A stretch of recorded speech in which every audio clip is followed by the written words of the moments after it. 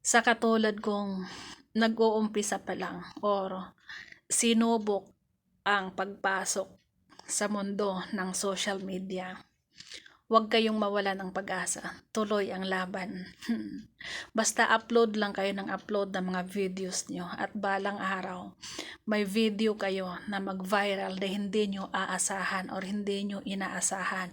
At dahil sa video na yan, makapaghakot kayo ng maraming followers.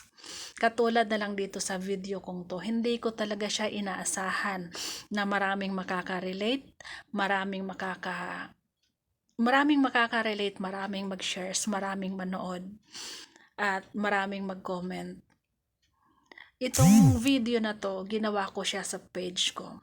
Kaya ko siya i-share dito sa personal account ko kasi nung ginawa ko yung page na yon, yung page kong yon, nag-uumpisa ako sa 0 followers. At nag-a-upload ako, nag-uumpisa sa walang views. Hanggang sa may nanonood na isa, dalawa, tatlo. Pero hindi ako sumuko sa kaka-upload na mga videos.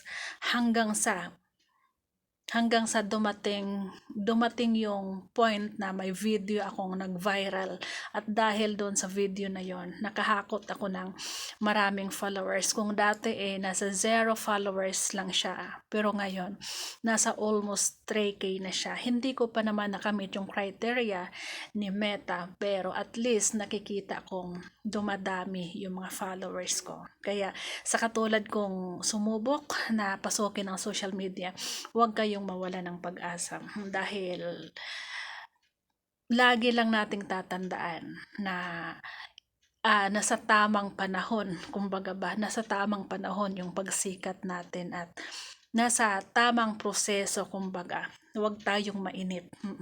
Katulad na lang dito sa video kong to, hindi ko talaga inaasahan na makakuha siya ng 6.1k likes and 1.3 share at 433k views, at hanggang ngayon gumagalaw pa yung videos kong ito. Kaya maraming salamat sa mga nanonood.